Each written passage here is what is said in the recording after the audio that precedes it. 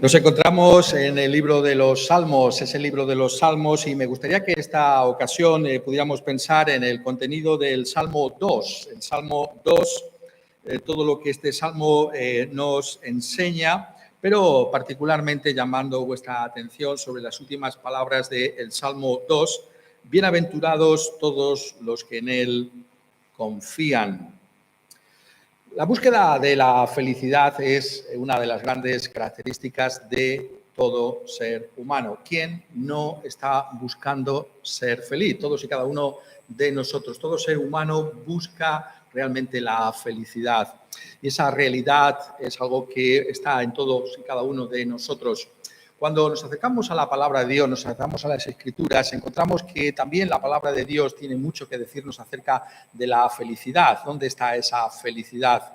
La Biblia, por tanto, es un manual que nos instruye acerca también de lo que es la felicidad. Hay una serie de palabras que usa la Escritura para referirse a esa palabra que nosotros decimos felicidad, y son sus palabras particulares. En concreto, aquí en el libro de los Salmos encontramos una y otra vez una de esas grandes palabras que se puede también traducir como felicidad. Es la palabra bienaventurado. Esta palabra bienaventurado, que es la palabra con la que comienza el Salterio. Notad en el capítulo 1, versículo 1, bienaventurado el varón.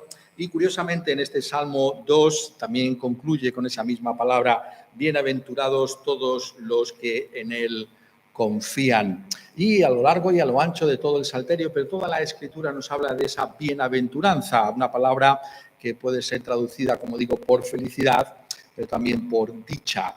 ¿Dónde se encuentra la felicidad? Si te tienen a ti esa pregunta, ¿dónde encuentras tú la felicidad? ¿Dónde encuentras la satisfacción de tu vida? ¿Qué es lo que te llena realmente? La Biblia nos dice que fundamentalmente tiene que ser nuestro Señor Jesucristo. Si somos cristianos, si somos creyentes, si la Biblia es nuestra máxima autoridad, entonces tenemos que estar de acuerdo con lo que dice aquí el salmista en el Salmo 2 y en la última parte del versículo 12. Bienaventurados todos los que en él confían. ¿Quién es este él? Es nuestro Señor Jesucristo. Y por tanto, la palabra de Dios nos revela algo que realmente resulta chocante en un mundo como el nuestro. El hecho de que la felicidad se encuentra en la confianza en otra persona. ¿Qué persona es esa? Es la persona de nuestro Señor Jesucristo. Esta palabra confianza también es una palabra curiosa, ¿no? Pensamos que conocemos lo que significa confiar, pero realmente es una palabra que significa acudir a un lugar para encontrar socorro, alivio, sentido. Y aquí se nos dice que la felicidad consiste precisamente en acudir a nuestro Señor Jesucristo, encontrar en Cristo el refugio, encontrar en Él el sentido de todas las cosas. Y la pregunta que tenemos que hacernos en esta mañana, en primer lugar, es ¿por qué se nos llama a confiar en Jesucristo?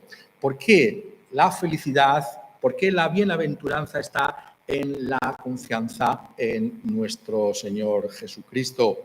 Esa es la gran pregunta que tenemos que responder todos y cada uno de nosotros, aquellos que somos cristianos. ¿Por qué hemos encontrado en Jesucristo el sentido de la vida, la auténtica felicidad? Y qué es exactamente lo que es encontrar esa felicidad en el Señor Jesucristo. ¿Por qué la Escritura pondría esto como el lugar de nuestra felicidad?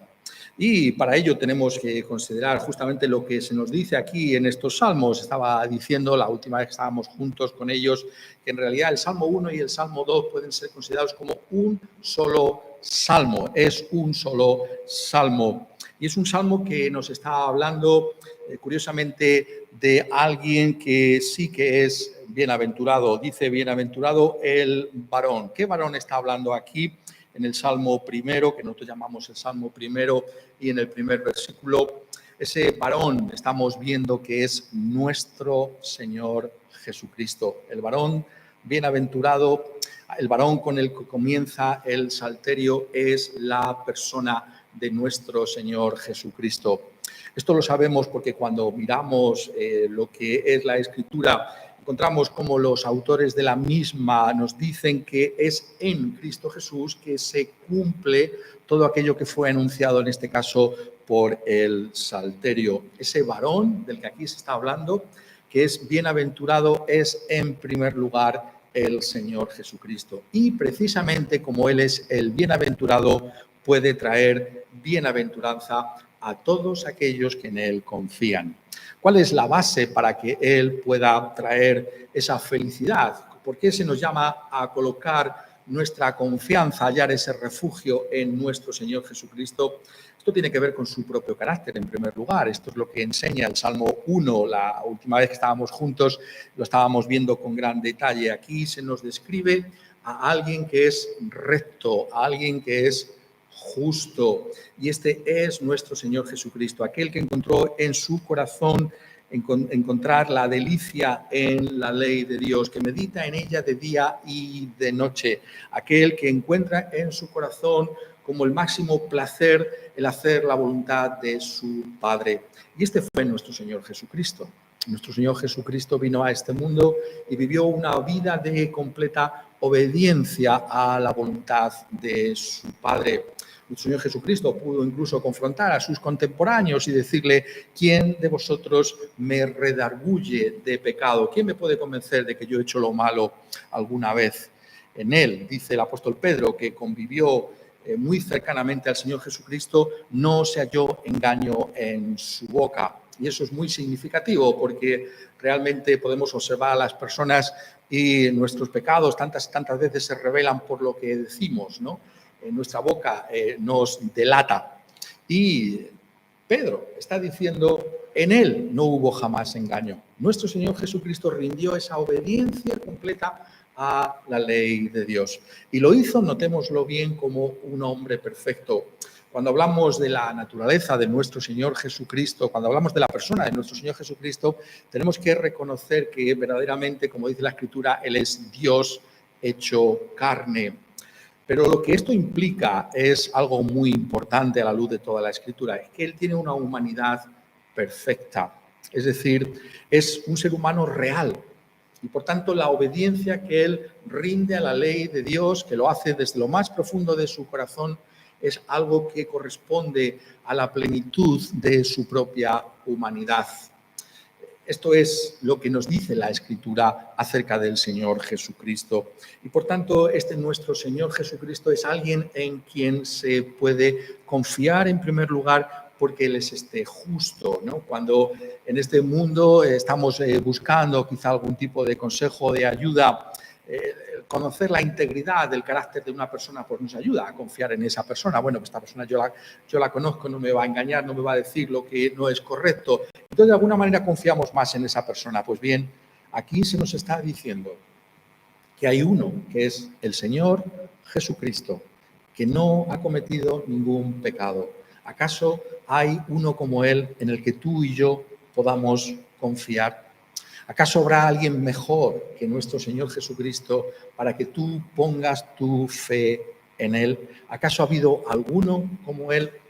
Nuestro Señor Jesucristo no simplemente es alguien que nos enseñó un camino recto, sino que Él pudo, y es el único que lo ha podido hacer, apuntar a sí mismo y decir: yo soy el camino, la verdad y la vida. Nadie viene al Padre sino por mí. Los fundadores de religiones y los grandes filósofos se caracterizan por indicar caminos. Este es el camino a Dios o este es el camino correcto. Seguidlo.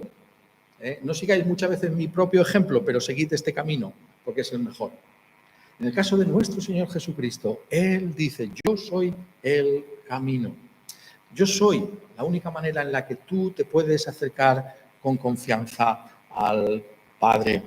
Y por tanto, en primer lugar, se nos está diciendo que nuestro Señor Jesucristo es digno de confianza por ese carácter íntegro, por esa obediencia perfecta a las demandas de la ley de Dios.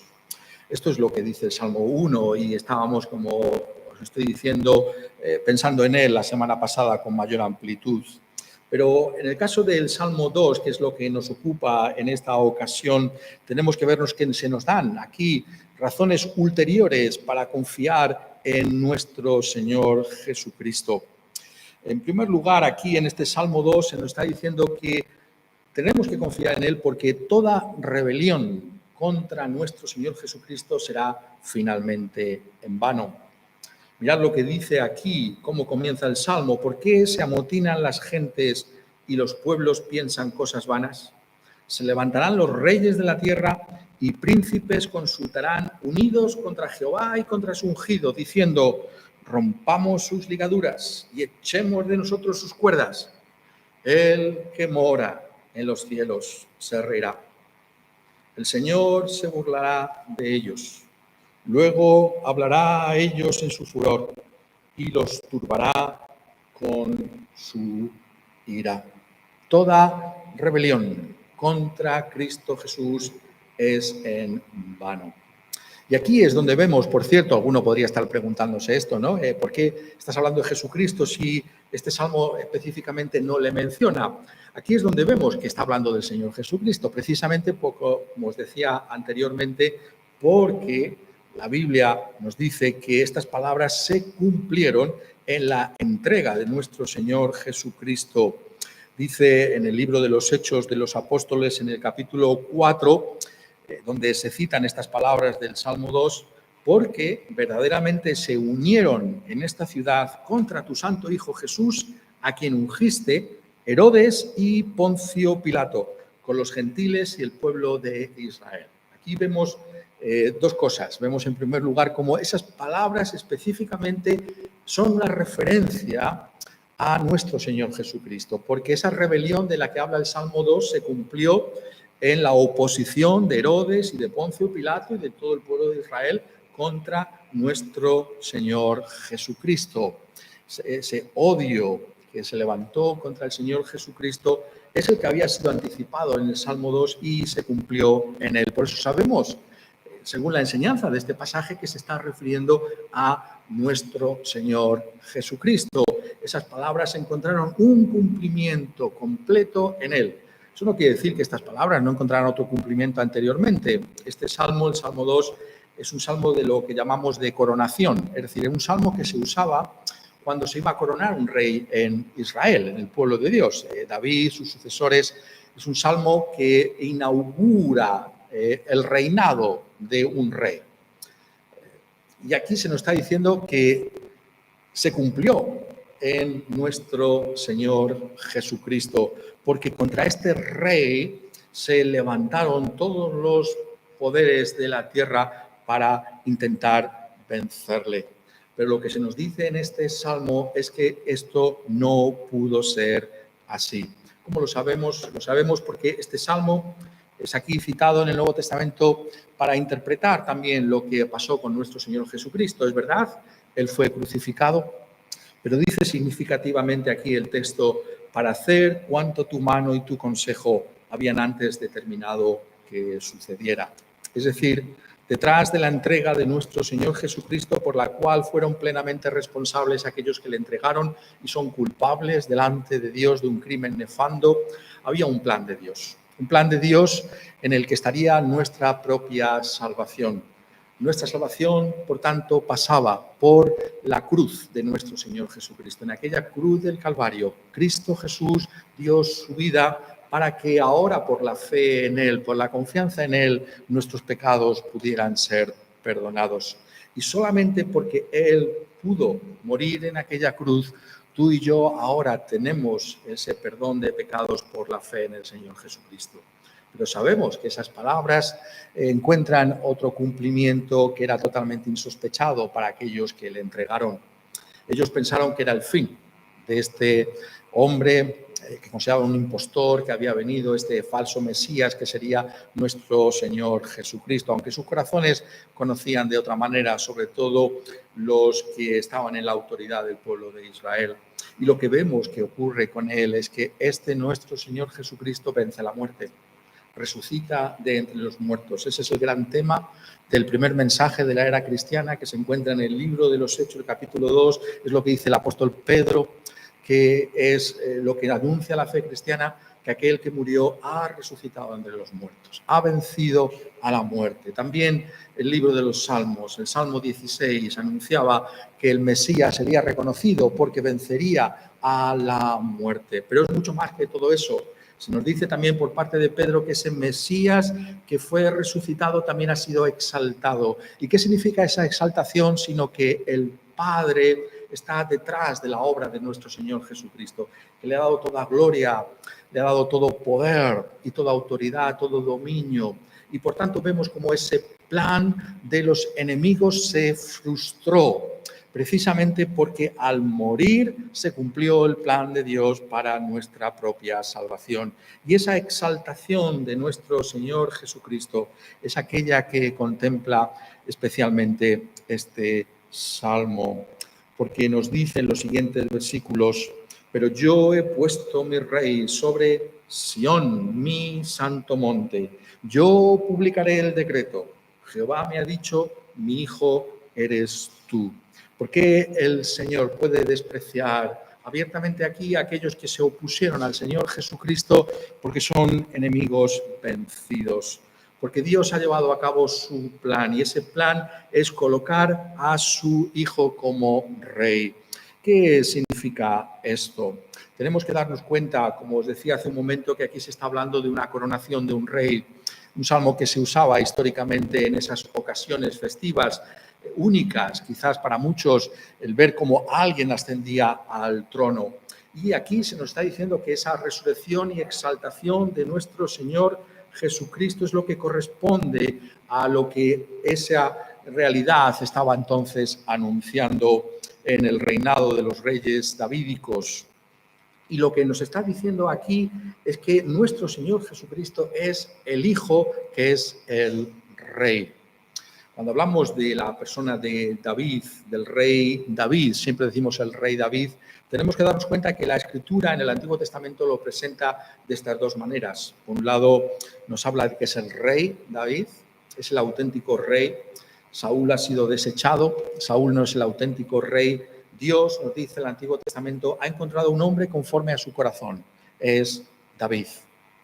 Y se nos dice que es el rey David, es aquel que va a ocupar el trono de Dios, ese trono de Dios que va a representar a nuestro Señor Jesucristo finalmente.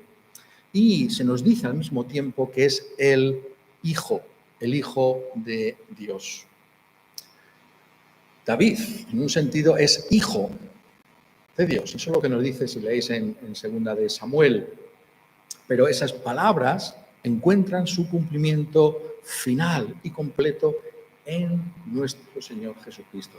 Él es el auténtico Rey y Él es el auténtico Hijo de Dios. David y todos los reyes del Antiguo Testamento de alguna manera estaban apuntando hacia nuestro Señor Jesucristo, pero ninguno de ellos es ese Rey ni ese Hijo del que aquí se está hablando. Y tenemos que notar que la manera en que el Salmo es entendido es que Cristo Jesús es presentado como ese Rey. Por supuesto que el Hijo de Dios, nuestro Señor Jesucristo, es el Hijo eterno de Dios. Desde siempre ha sido el Hijo de Dios. Esto lo enseña en multitud de pasajes de la Escritura. Lo que se nos está diciendo aquí es que como ese Rey que ha venido a salvar a su iglesia, es introducido, es coronado como ese mediador por medio de su resurrección y exaltación que tiene lugar en la historia. Eso es lo que significa: yo he puesto mi rey sobre Sión, mi santo monte. Yo publicaré el decreto. Jehová me ha dicho, mi hijo eres tú. Por eso en el Nuevo Testamento constantemente se nos dice que este es el cumplimiento de esas palabras. Por citar algún ejemplo, la Epístola a los Hebreos, capítulo 5, versículo 5, así tampoco Cristo se glorificó a sí mismo haciéndose sumo sacerdote, sino el que le dijo, tú eres mi hijo, yo te he engendrado hoy. O, como dice también el capítulo 1, versículo 5, mostrando la gloria y la supremacía del Señor. Porque ¿a cuál de los ángeles dijo Dios jamás? Mi hijo eres tú, yo te he engendrado hoy. Y otra vez, yo seré a él padre y él me será a mí hijo. De alguna manera esto estaba en la relación de David con el Señor. Pero en Cristo Jesús hay ese cumplimiento completo de esa realidad. Y eso es lo que señala el Salmo 110, otro de los grandes salmos del Salterio, cuando dice: Jehová dijo a mi Señor, siéntate a mi diestra hasta que ponga a tus enemigos por estrado de tus pies. Por eso el gran tema del libro de los Hechos de los Apóstoles, sobre todo cuando los apóstoles están anunciando el Evangelio en las sinagogas de los judíos, es precisamente esa realidad, ese cumplimiento de estos salmos en nuestro Señor Jesucristo. Él es el Rey, Él es el Hijo de Dios. Por eso en la sinagoga de Antioquía de Pisidia, el apóstol Pablo en Hechos 13 dice así: la cual Dios, aquella promesa, ha cumplido a los hijos de ellos, a nosotros, resucitando a Jesús, como está escrito también en el Salmo 2, mi hijo eres tú, yo te he engendrado hoy. Ahí está el cumplimiento. En la resurrección de Cristo Jesús, nuestro Señor Jesucristo aparece como lo que ya ha sido siempre, ese Hijo de Dios.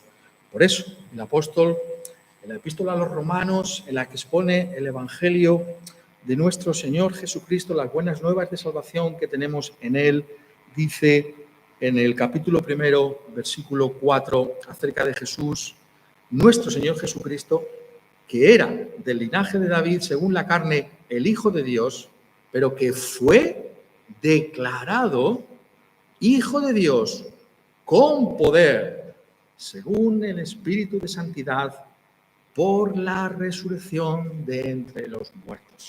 Ahí es donde vemos quién es el Señor Jesucristo. Y por tanto, yo te digo, ¿podrás poner tu confianza en uno mejor que este? ¿En aquel que dio su vida en una cruz? ¿En aquel que ha resucitado entre los muertos? ¿En aquel que ha sido exaltado? ¿En aquel que Dios mismo, el Padre, declara: este es el más excelente de todos? Este es mi Rey y mi Hijo amado. ¿Habrá uno mejor que este en el que tú puedas confiar? Hay una excelencia en Él que nos lleva a descansar en su persona. Esa es la gloria de la fe cristiana, que tenemos a uno como ningún otro. No solamente es este varón bienaventurado que ha cumplido con todas las demandas de la ley, es aquel que ha llevado sobre sí nuestro pecado, pero que ha triunfado sobre el mismo, ha vencido a Satanás en aquella cruz del Calvario, ha deshecho toda oposición y reina sobre toda realidad, sobre lo que es visible e invisible, sobre todo poder o dominio, hasta que todo sea puesto bajo estrado de sus pies. ¿Habrá uno mejor que este, en el que tú puedas confiar en vida y a la hora de la muerte? ¿Cómo afrontaremos, cómo afrontarás el juicio de Dios? Cuando llegue esa hora, ¿estarás del lado de aquellos que se amotinan, de aquellos que se rebelaron, de aquellos que contra sus propias conciencias, muchos de ellos, se opusieron al Hijo de Dios y le entregaron por envidia? ¿O estarás de lado de todos aquellos que reconocen que no hay ninguno como el Señor Jesucristo? ¿Dónde estás tú? ¿Dónde está puesta tu confianza en estos momentos? ¿En qué bando estás? ¿Entre los que se amotinan o entre aquellos que confían en el Hijo de Dios? El Salmo nos dice una razón más por la que tenemos que confiar en el Señor Jesucristo. Mirad lo que dicen los versículos 8 y 9. El Padre le dice, pídeme y te daré por herencia las naciones, y como posesión tuya los confines de la tierra. Los quebrantarás con vara de hierro, como vasija de alfarero los desmenuzarás. Se nos dice aquí que al Hijo de Dios se le ha prometido, precisamente por causa de esa obediencia a la ley de Dios, por haber obedecido todas las demandas de la ley, por haberse sometido a la sanción también de la ley que prometía para los culpables, aunque él no lo fue, pero se puso en lugar de los culpables, se le promete aquí que tendrá una herencia, las naciones de la tierra.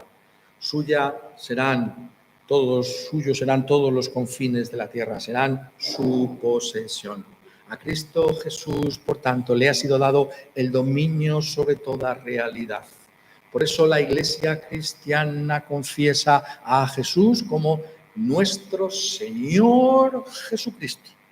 Ser cristiano es someterse al señorío de Cristo Jesús. Solo Él es digno de que nosotros nos inclinemos y reconozcamos que no hay ninguno como Él. ¿Por qué? Porque suyas son todas las naciones de la tierra. La recompensa de su labor, por haber puesto su vida en expiación por nuestros pecados, son las naciones de la tierra. Me encanta cómo lo pone el profeta Isaías. Muchos sabréis que el gran capítulo de Isaías es el capítulo 53. Capítulo 53 que seguro que la mayor parte de nosotros sabemos que habla de los sufrimientos de Cristo Jesús, la expiación de Cristo Jesús por nuestro pecado. No es tan conocido el siguiente capítulo, el 54. El capítulo 54 nos habla del fruto de la aflicción de nuestro Señor Jesucristo. Comienza con esas palabras gloriosas. Regocíjate, oh estéril, la que no daba luz. Levanta canción y da voces de júbilo, la que nunca estuvo de parto, porque más son los hijos de la desamparada que los de la casada. ¿Por qué? Porque tu marido es tu hacedor, Jehová de los ejércitos es su nombre, y tu Redentor el Santo de Israel. Dios de toda la tierra será llamado. Nuestro Señor Jesucristo está destinado a reinar sobre todo el mundo, a reinar sobre todas las naciones. Hay una iglesia que nos presenta el libro de Apocalipsis, que estará en el cielo de toda lengua y de todo pueblo y de toda nación. Y nosotros que estamos viviendo en estos días, podemos ver constantemente en nuestras congregaciones, cuando miramos el rostro de todos y cada uno de vosotros que estáis aquí congregados, cómo se han cumplido y se están cumpliendo las promesas de Dios. Cómo Dios está salvando personas de todos los lugares de la tierra. Cómo está congregando una iglesia de todas personas, de todo tipo de personas de esta humanidad caída. Y esa realidad es la que aquí se está prometiendo. Nuestro Señor Jesucristo, como se dice en el libro de Apocalipsis, ha salido venciendo ese caballo blanco y para vencer. Cualquier oposición, por tanto, contra él es inútil. Cualquier rebelión contra él va a fracasar. Él es aquel al que le han sido dadas esas promesas de dominio. Por eso la iglesia cristiana vive con esa confianza en él. Es verdad que, como estamos diciendo, hay un cumplimiento de esa rebelión contra Dios y contra su ungido de una manera especial en Herodes y en Poncio Pilato. Pero sabemos que eso es algo que también ocupa constantemente toda la historia. Anteriormente, a los reyes como a David y otros cuyos enemigos se levantaron contra él, pero también la iglesia cristiana experimenta esa realidad, esa oposición. Y cuando experimentamos esa oposición, ¿qué podemos hacer? ¿Acaso vamos a desmayar? ¿Acaso vamos a decir es inútil seguir adelante con la causa del Señor? Porque fíjate, los enemigos que se levantan contra nosotros parecen tan poderosos. Sabemos que no es así. Que es precisamente porque a él le han sido hechas esas promesas que la iglesia también puede estar segura de que va a vencer y va a triunfar sobre todos los enemigos que se levanten contra ella, cualesquiera que estos sean. Y por eso, cuando se escribe el libro de Apocalipsis y escribe el Señor Jesucristo el mensaje a Tiatira, que es el mensaje más largo de todas esas 7 iglesias que escribe. ¿Qué nos dice allí? ¿Cuál es la promesa que hace a los que vencieren? Dice, al que venciere y guardare mis obras hasta el fin, yo le daré autoridad sobre las naciones y las regirá con vara de hierro, y serán quebradas como vaso de alfarero, como yo también la he recibido de mi Padre. Esas palabras son tremendas, porque está diciendo de la misma manera que Cristo tiene esa promesa de dominio. Esa misma promesa le es dada a la iglesia cristiana, a todos aquellos que se mantienen firmes y vencen por medio de la sangre del Cordero inmolado. Esa es la realidad de la que aquí está hablando. Y por tanto la iglesia tiene que afrontar sus dificultades y sus problemas con la confianza de que la victoria es nuestra, de que se nos ha prometido que aquel que ha vencido es aquel que ha vencido a nuestro favor y que su victoria es la nuestra. Esa es la realidad. Toda oposición parece fuerte contra la iglesia, pero toda oposición es como nada delante de Dios y de su ungido. Son términos los que se usan aquí, que nos están hablando por un lado de fragilidad y de fuerza. Los quebrantarás con una vara de hierro, como vasija de alfarero los desmenuzarás. Algo tan frágil como una vasija. Así es la oposición contra Cristo.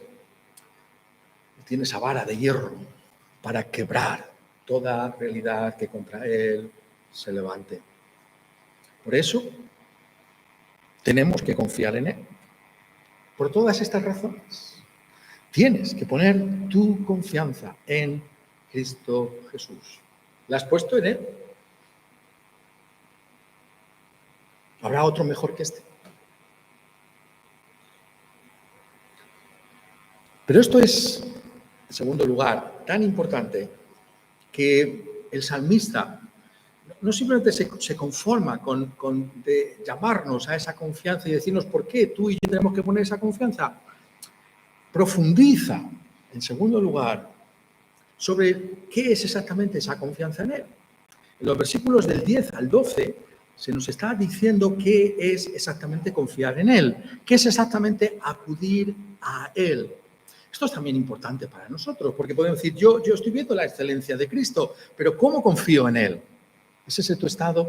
¿Cómo puedes descansar en alguien como Él? Esto es lo que se enseña en los últimos versículos del Salmo 2. Notamos, en primer lugar, lo que dice en el versículo 10. Ahora pues, oh reyes, sed prudentes, admitid amonestación, jueces de la tierra. ¿Qué está diciéndonos aquí? Sino que para confiar en Cristo Jesús tenemos que reconocer que nosotros estamos equivocados. Dios, por medio de su palabra, por medio de las Escrituras, constantemente nos reprende. Nos hace ver que nuestro camino es un camino de muerte, que estamos confiando en nosotros mismos, que estamos confiando en un camino que lleva a la destrucción eterna. Y por tanto la palabra de Dios te amonesta y te dice, mira, este es un camino que no va bien. Rebelarte contra Dios, ir contra Cristo Jesús es un camino de muerte. Y por tanto la confianza en Dios comienza por la humillación del hombre. Comienza por el reconocimiento de quién somos realmente nosotros delante de Dios. ¿Qué somos? Somos pecadores, estamos perdidos. Estamos sin Dios y sin esperanza en este mundo. En nosotros no podemos confiar. Si confiamos en nuestro corazón, tenemos que recordar, como dice Jeremías, que engañoso es el corazón más que ninguna otra cosa. ¿Quién lo conoce en su maldad? Tienes que dejar de confiar en ti. Tienes que darte cuenta que la palabra de Dios viene en primer lugar para decirte que ese camino que estás llevando hasta ahora es un camino que lleva a la destrucción. Estos pueblos que se amotinan, estos reyes que se levantan, todas estas personas, dice el salmista, oíd la amonestación, sed prudentes. Sed prudentes, admitid que estáis equivocados, admitid que no vais por el camino correcto. La Escritura tiene que hablarnos así porque por naturaleza siempre queremos hacer nuestra propia voluntad. Queremos hacer lo que a nosotros nos parece correcto. Aquellos dirigentes se opusieron por diversos motivos. Dice el texto que le entregaron por envidia. Poncio Pilato, hay una indefinición en él, hay una cobardía, hay una incapacidad de decidirse. Hay muchas razones. Pero nos dice, así no podéis seguir. ¿Dónde estás tú? ¿Admites la reprensión y la amonestación de la palabra de Dios? ¿O vas a perseverar en tus caminos de oposición a Dios? Sed prudentes, admitid amonestación, jueces de la tierra. Servid a Jehová con temor y alegraos con temblor. ¿Qué es lo que aquí está diciéndonos? Está hablando en realidad de lo que en otros textos de la Biblia se llama el arrepentimiento. El arrepentimiento es una palabra fundamental también en la Escritura. El ministerio de nuestro Señor Jesucristo, como sabéis, al igual que el de Juan el Bautista, comenzó con esas palabras: arrepentíos y creed en el Evangelio. Es decir, es imposible volvernos a Dios a menos que nos arrepintamos.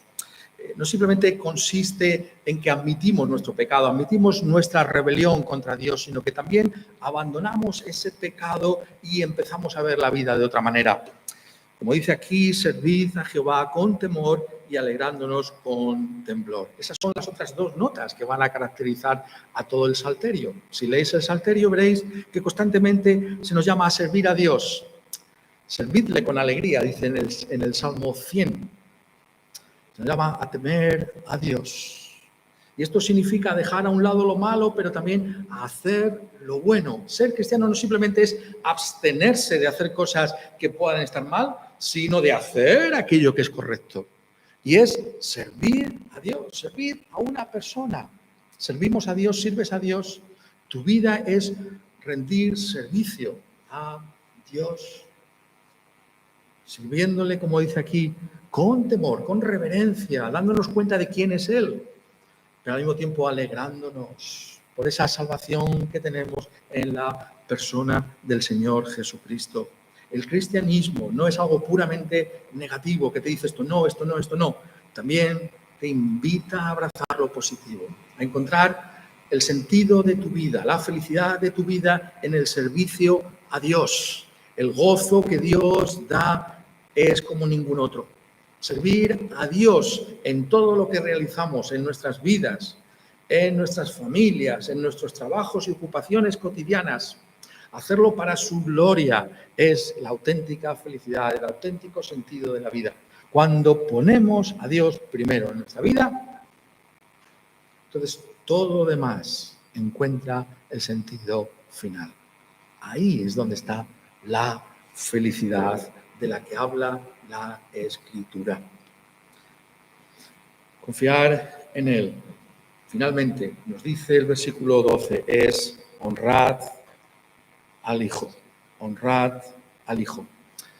Se ha traducido como honrad al Hijo, pero si miráis otras versiones de la Biblia, dice besad al Hijo. Besad al Hijo. ¿Qué es el beso? ¿Qué es besar? ¿Besamos? ¿Qué besamos cuando damos un beso? Besad al Hijo. ¿Qué quiere decir esto? Que nuestro afecto, nuestro corazón tiene que estar en el Hijo de Dios. Es reconocerle como el mejor de todos. Es entablar con Él una confianza tal que nos lleva a apreciarle por encima de cualquier otra realidad. Es tenerle como aquel que no es como ningún otro. Él es el digno, el único digno de honra, de alabanza y de honor. Esto nos lo enseña constantemente la Escritura, en ese libro tan extraordinario que nos enseña cuál debe ser nuestra conducta en esta tierra, el libro de Apocalipsis. Nos lo enseña porque nos dice cuál será el cielo, en qué consiste el cielo, qué es lo que vemos, qué es lo que destaca por encima de cualquier otra cosa que dice Apocalipsis. Vemos la devoción de aquellos que estarán, de aquellos que estaremos en aquel lugar por la persona del Señor Jesucristo.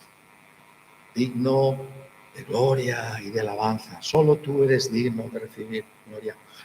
¿Qué representación se nos trae del cielo, sino de una admiración creciente por el Señor Jesucristo? Si esa es la gloria del cielo, esa es la vida del cristiano en la tierra. Es honrar al Hijo, es reconocer que no hay ninguno como Él. Es verdaderamente poner nuestra confianza en Él. Es acudir a Cristo Jesús para ser librados de todo aquello que puede destruirnos finalmente. Honrad al Hijo para que no se enoje y perezcáis en el camino, pues inflama de pronto su ira. ¿Qué quiere decir esto? Sino que si nosotros, a la luz de todo el Salmo, despreciamos a aquel que es el amado del Padre, que ha ganado una salvación tan grande en la cruz por pecadores como nosotros, que es el Señor y el dueño del universo, que es el único que va a recibir gloria por toda la eternidad, ¿cómo podemos rechazarle y quedar impunes? ¿Acaso muchas veces decimos, déjame que lo ponga de esta otra manera, decimos, no, pero el pecado, es que yo no entiendo cómo Dios puede castigar, pero nos damos cuenta de la inefable gloria de alguien como el Señor, del sentido de todo el eterno Dios que se humilló, tomó un cuerpo como el nuestro, pagó en una cruz. Ofenderle a Él, tenerle en poco a Él, es el más grande de los pecados. Eso es lo que hace que la fe cristiana sea tan relevante y tan sorprendente. Porque no simplemente estamos diciendo, no, es que esto está mal, y tantos de nuestro lado dicen, no, eso también está mal. No, estamos diciendo que el mayor de los males es tener en poco a alguien como este, a alguien como el Señor Jesucristo. Ese es el gran pecado. ¿Qué es Jesús para ti? ¿Qué estima ocupa en tu corazón el bienaventurado? Por eso nos dice, bienaventurados todos los que en Él confían. He ahí la auténtica felicidad. Descansar, acudir todos los días de nuestra vida a alguien como este, al Creador nuestro, al Redentor de nuestras almas, aquel que va a recibir gloria por toda la eternidad. A esas, ahí es donde está la felicidad. Ahí es donde está la dicha. Tu presencia, dice David en el Salmo 16, hay plenitud de gozo, delicias a tu diestra para siempre. ¿Por qué? En tu presencia.